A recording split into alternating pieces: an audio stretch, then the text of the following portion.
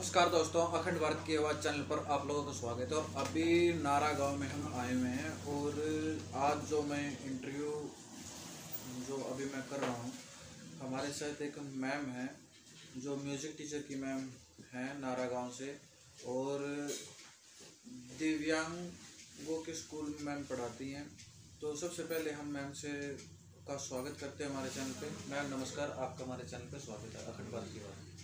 नमस्कार, शुक्रिया। मैम सबसे पहले मैं थोड़ा सा आपके बारे में जानना चाहूँगा, आप अपना थोड़ा सा अपने बारे में बताएं। मेरा नाम राजेश रानी है और मैं साधारण किसान परिवार की बेटी हूँ और मेरे पिता भी पेशे से किसान हैं। और मैं आपको बता देना चाहूँगी कि मैं दिव्यांगों के स्कूल में कार्यरत हूँ और मैं खुद भी दिव्यांग हूँ, मैं देख नहीं सकती। यदि मैम हम आपकी शिक्षा के बारे में बात करें तो क्या कुछ शिक्षा आपने हासिल की है अब तक? देखिए, मेरी स्कूलिंग जो है दिल्ली से हुई है, राष्ट्रीय विरजानंद अंध कन्या सीनियर सेकेंडरी स्कूल। उस टाइम पे सन 84 में मेरी स्कूलिंग स्टार्ट हुई थी और लड़कियों का एकमात्र स्कूल था वो पूरे इंडिया में। तो वहाँ से मैंने 12th पास आउट किया था। तत्पश्चात मेरी कॉलेज लाइफ शुरू हुई थी। नॉर्मल कॉलेजेस में मैं पढ़ी। दिल्ली के सेठ दौलत राम कॉलेज में मेरी जो है आगे की शिक्षा आरंभ हुई थी और मैंने म्यूज़िक ऑनर्स किया है दौलत राम कॉलेज से। तत्पश्चात मैंने MA किया IP कॉलेज से। दिल्ली में इंद्रप्रस्थ कॉलेज है बस स्टैंड के पास। मैम जिस समाज में हम रहते हैं और हम एक गाँव में रहते हैं और हमारे चारों ओर का वातावरण ऐसा है, अभी भी लोगों की मानसिकता उभरी है लेकिन उतनी नहीं उभरी है। यदि हम लड़की का नाम भी लेते हैं, किसी घर में लड़की ने जन्म लिया तो उसको इग्नोर किया जाता है। और जैसे आपने बताया आप दिव्यांग हो और आपने यहाँ तक आपने एजुकेशन की है और इस टाइम पर आप एक स्कूल में, गवर्नमेंट स्कूल में अभी टीचर बता रहे थे अभी आप ऑफ कैमरा भी। तो इसमें सबसे बड़ा योगदान की बात करें तो आपको यहाँ तक लाने में सबसे बड़ा योगदान किसका रहा है? देखिए, मैं थोड़ा सा पीछे जाना चाहूँगी। मैं बहुत छोटी थी तो एक अहर गांव में कैंप लगा था, मुझे याद है। तो मेरे फादर मुझे वहाँ लेके गए थे और वहाँ पे डॉक्टरों ने, अमेरिकन रिटर्न डॉक्टर थे, उन्होंने मना कर दिया था कि इसकी आंखों की रोशनी नहीं आ सकती। तो मेरे फादर की आंखों में आंसू आ गए थे। तो उस टाइम पे पापा ने डॉक्टर से कहा कि लड़का होती तो भाई ऐसे ही चल जाता, अब लड़की की जात है तो मैं सोचता हूँ इसको कहीं लड़कियों के स्कूल में पढ़ने के लिए छोड़ दूँ। तो डॉक्टर ने पापा को सांत्वना दी और अपना एड्रेस दे दिया। रोहतक PGI में बुलाया पापा को कि इस दिन तुम इसको लेके आ जाना और मैं इसका मेडिकल बना दूंगा और इस लड़की का एडमिशन जो है अच्छे लड़कियों के स्कूल में दिल्ली में हो जाएगा। तो ये पहल मेरे फादर ने की थी मेरे लिए और उसके बाद से मतलब पूरा योगदान मेरे फादर का, मेरी मम्मी का, मेरे भाई का, खासकर मेरा भाई जो है मतलब खुद छोटा था, 10वीं क्लास में ही था उस टाइम पे, मुझे याद आता है। और मुझे उंगली पकड़ के मेरे स्कूल तक लेके जाता था और उस समय तो दिल्ली बहुत दूर थी और ना साधनों की भी बहुत कमी थी। ये कौन से टाइम की बात है मैम, कौन सा सन? ये तो 90-91 के आसपास की बात है। उस टाइम पे साधन की भी इतनी हाँ, बहुत कमी थी, साधन थे ही नहीं बिल्कुल। यहाँ पे बसेस की भी बड़ी प्रॉब्लम होती थी, रात आने जाने में बहुत हाँ, समस्याएं होती थी। हाँ बिल्कुल। तो मैम अभी अब तक जो प्रोफेशन में आने के बाद आपने कहाँ कहाँ आपने काम किया और आज तक का अनुभव कैसा रहा आपका? देखिए, एक दिव्यांग होते हुए मैं अपने आप को एक बहुत लकी मानती हूँ। संघर्ष तो बहुत करना पड़ा लेकिन मुझे मेरे जो जहाँ जहाँ पे मैंने काम किया, मेरे काम की सराहना हुई, मुझे सफलता मिली, लेकिन जो मिलनी चाहिए वो मुझे नहीं मिल पाई।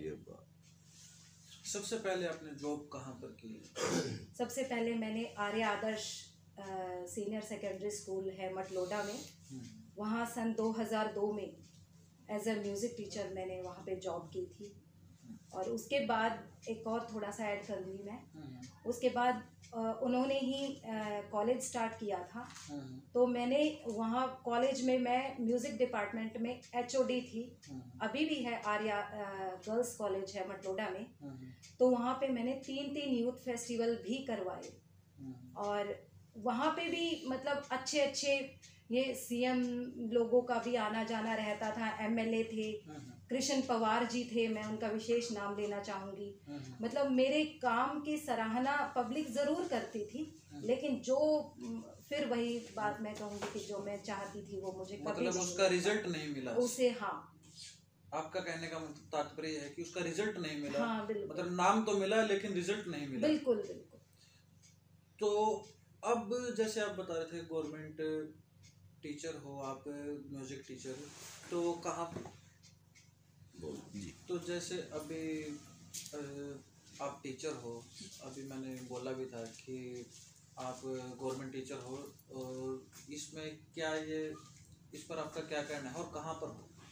देखिए पहले तो मैं आपको बता देना चाहूँगी कि मैं गवर्नमेंट टीचर नहीं हूँ, मैं कॉन्ट्रैक्चुअल हूँ, DC रेट पे लगी हुई हूँ, और राजकीय अंध विद्यालय पानीपत रामलाल चौक पे है, तो वहाँ पे मैं अडल्ट पर्सन को टीच करती हूँ, जो 18 से 40 की उम्र में जो अडल्ट बच्चे ब्लाइंड हो जाते हैं।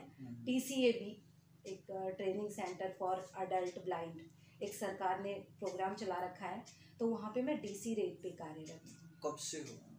मैं 2016-17 से हूँ।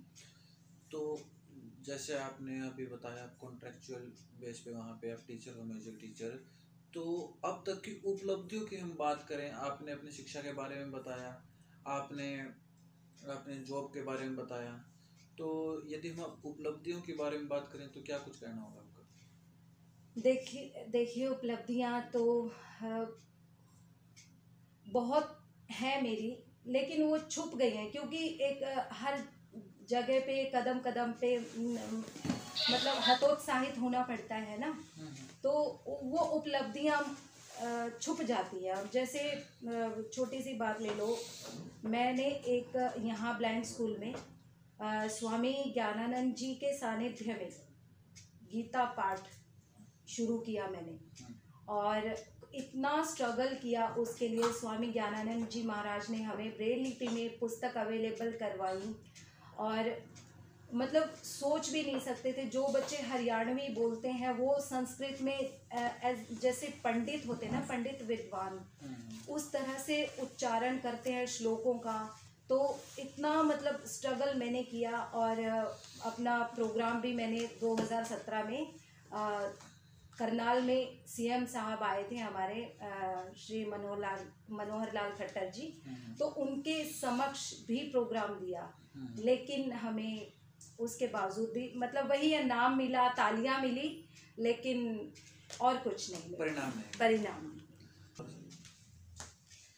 अब नाम मिला, तालियां मिली, लेकिन जो पेट भरने के लिए जो रोजी रोटी है ना, वो नहीं मिली।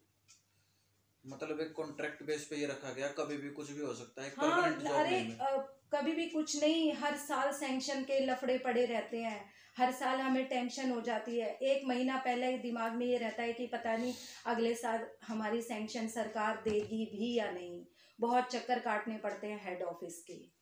तो आप जैसे आपकी ये शिकायत मैं कह सकता हूँ सरकार की तरफ से, सरकार को आपकी शिकायत है, तो आप क्या कहना चाहोगे कि इसके बारे में कितनी जल्दी सोचा जाए? देखिए, यह हमारा जो स्कूल है वो सोशल जस्टिस एम्पावरमेंट के थ्रू चल रहा है, सरकार चला रही है, तो बस यही चाहूँगी कि जल्दी से जल्दी भाई हम लोगों की तरफ ध्यान दिया जाए, और हमें भी मतलब जो हमारा हक है वो दिया जाए जी। तो मैं यही चाहूँगी कि हम लोग, वैसे तो सरकार इतने प्रोग्राम चलाती है, हमने दिव्यांगों के लिए ये किया वो किया, हम दिव्यांगों को इतना % आरक्षण दे रहे हैं, इतने दिव्यांग लगे हैं, लेकिन अभी तक दिया कुछ नहीं है सरकार ने हमें। तो अभी तक हमें अपने माँ बाप भाई की उंगली पकड़ के चलना पड़ रहा है। तो गुजारिश यही है कि हमें हमारा हक जो है जल्दी से जल्दी दिया जाए सरकार से। ठीक। तो कुल मिला के जैसे अभी मैम से बात हुई, कॉन्ट्रैक्चुअल बेसिस पे भी मैम लगी हुई हैं, और जैसे कुल मिला के बात हुई कि हरियाणा के जो हमारे मुख्यमंत्री मनोहर लाल खट्टर हैं, उनके सामने भी प्रोग्राम हुए। अभी मैम ने बताया एमएलए के सामने भी प्रोग्राम हुए। तो 2017 में बोला उनको। तो कुल मिला के जल्दी से जल्दी इनके बारे में भी सोचा जाए, और इनको एक परमानेंट जो होती है, जो ये बता रहे हैं, जो इनका हक है सिंपल साधारण, वो मिल जाना चाहिए बहुत जल्दी से जल्दी। ऐसी मैं अपने चैनल के माध्यम से मैं हरियाणा सरकार को गुजारिश करना चाहूँगा। तो कुल मिला के इस वीडियो को मैं यहीं पे समाप्त करना चाहूँगा। इस वीडियो के साथ अपनी ये वीडियो मैं यहीं पे समाप्त करता हूँ। जय हिंद, जय हरियाणा, जय भारत।